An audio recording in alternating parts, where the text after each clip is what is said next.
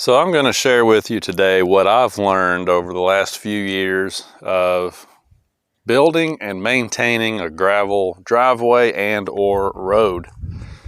Now this is just our driveway that goes down to the main gravel lane down there. This section's 500 feet long, and it's hard to tell from the camera, but it kind of dips over a hill right there and goes down into a big kind of a bowl, a big geologic feature down there, almost like a big sinkhole. It goes down and then comes back up just beyond the flagpole.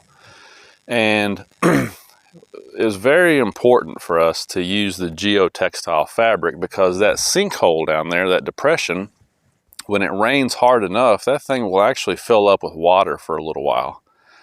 Let me walk down here and kind of show you a little bit closer view. So it's a pretty windy day out here, and hopefully you can still hear me okay, but as we get a little closer here, you can sort of see, and you know, as usual, the camera's probably not doing it justice, but that's pretty steep right there where it goes down the bowl and then comes back up. And that's probably 150 or 200 feet of distance there. This whole thing's 500 feet. But that thing down there will actually fill up with water during a really heavy rain. And I've seen the water stand there sometimes for a few hours before it finally soaks into the ground. I've seen the water be up to 15 inches deep down there. Sometimes we drive through there and it'll come up to the running boards on my truck. And so, you know, obviously it was very important to use the geotextile fabric down there, because if not, all of that rock would slowly sink into the ground over time, and it would just be a constant fight to keep that built up. You know, I would always be buying gravel for that all the time.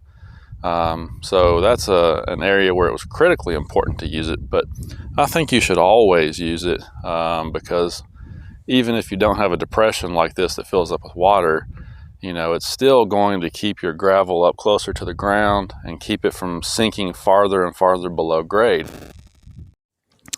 Hopefully you can see here now that this road's actually holding up pretty well. It's staying up above grade now, and it's, you know, of course I come out here with the tractor and grade it every so often, but it's staying pretty level, pretty flat. It's not washing out, and up above grade, you know, is what you want.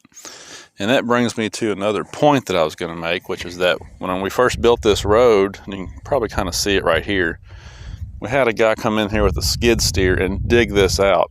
He dug out probably several inches of ground up through there to try and reduce that hump that used to be there. And so we had this whole thing dug out, and then we laid the geotextile fabric in there, and then we put the rock in. And I feel like that was a mistake. If I had to do it over again, I would not dig this out. I would just go ahead and lay the fabric on the ground and then cover it with rock. And the reason why is, like I just said, you want your road to be above grade. You don't ever want any road, especially a gravel road, to be below grade. Because if you do, then every time it rains and snows, you're going to have water coming out in your road. Especially in the wintertime, you get the freeze-thaw cycles.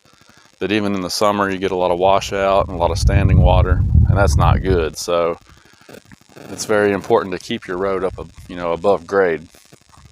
But I did it, and what's done was done.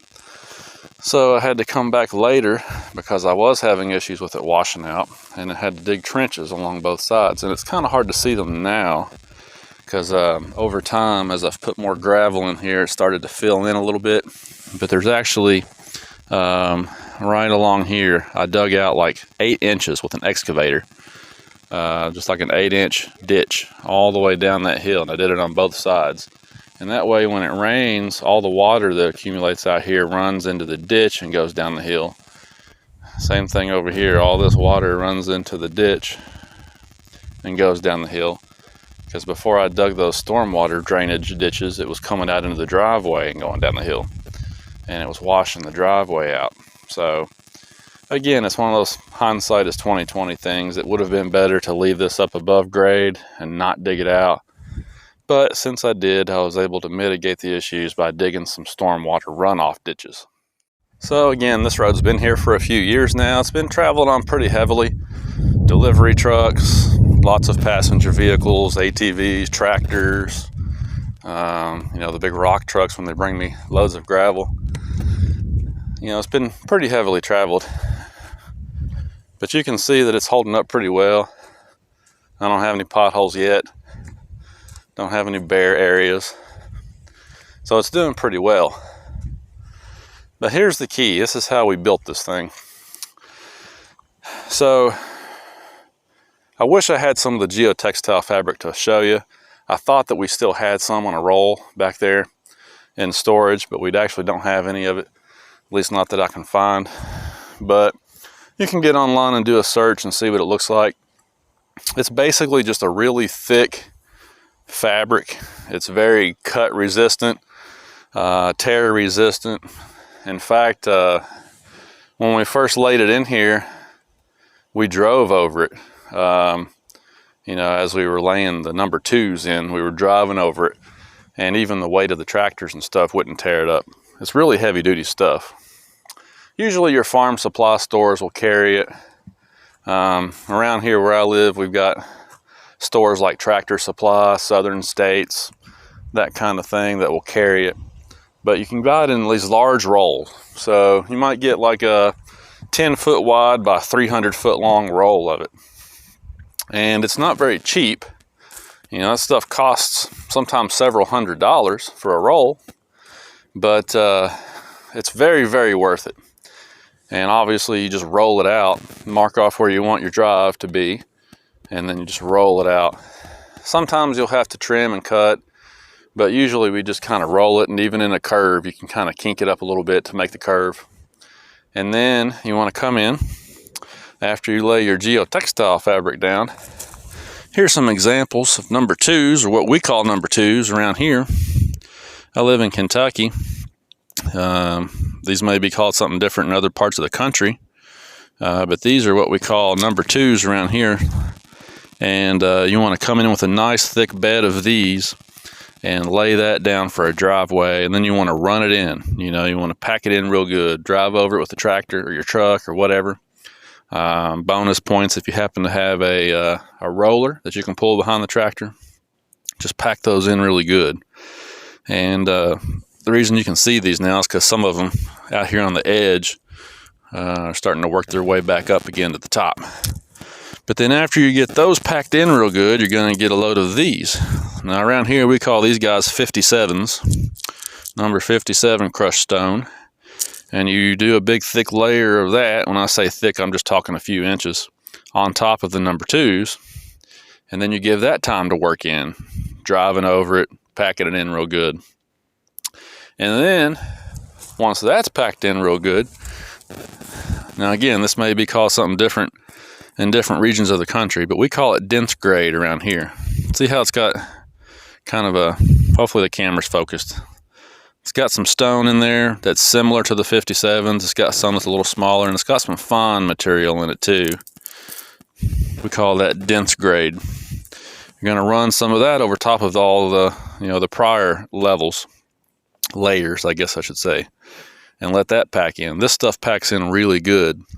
So basically you're building like a layer here, like a cake. You know, the number 2s are bigger, and then the 57s, and then the dense grade. And the idea is that as you build the layers up, it all kind of interlocks as you drive over it. It packs in and locks together. And this top layer now, like I said, has been here for a few years, and it'll do a really good job of staying put. So it's time consuming. It's not cheap. You buy the geotextile fabric, which is really expensive, and then you start building up your various layers of different sizes of crushed stone, which is also pretty expensive. So it's time consuming and it's not cheap, but if you do it the right way, if you take your time and do it the right way, you will get much better results, and it will last a lot longer. And that's the main thing about it, is just how long it'll last if you do it that way. After we built the driveway, I decided to put this little section here for parking. It's like an additional lane, sort of. And it's maybe, I don't know, 40 feet long here, so we could park some cars. But the day that they were going to bring the rock, I had run out of the geotextile fabric, so I didn't actually put any fabric just in this spot. And you can already see that some of the tubes are working their way up over here. Other places over here are already sinking down. Grass is overtaking it. I had some weeds growing up in the middle here, and I had to kill those with weed killer. So it's already not holding up as well without that geotextile fabric. That stuff it's really important. So that's basically what there is to it, is just starting with a good foundation with that fabric and then building your way up. Now every so often, like once every other year, like maybe once in the fall, and then I'll wait another year and do it in the fall or something, I might have another light load of the dense grade brought in and spread over top, because you know, it's been here for a few years, but it takes a while to really establish a road, and I'm still trying to get it built up exactly where I want it. But it's holding up good to traffic. Got teenagers that come in here all the time also. Got a mailman that likes to drive like Dale Earnhardt, and it's holding up pretty good, so I'm pretty happy with that. And now the snow is really starting to come down again, so I'm gonna head back in the house. But I just wanted to kind of share that with you, because a lot of people have questions on that. If you're, you know, you're a first-time landowner, you're building a house, obviously one of the first things you have to do is build an access drive to get up in there for trucks, you know, lumber trucks, concrete trucks, you know, all the various trucks that have to come and deliver things, and materials, and the workers who are building the house for you or whatever.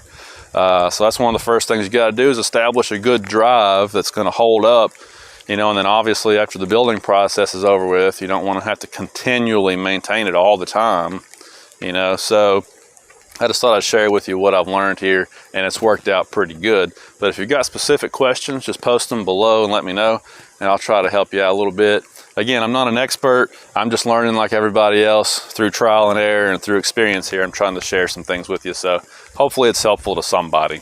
But for now, I'm headed back in the house to get out of the snow, so thanks for watching, and we'll talk to you later.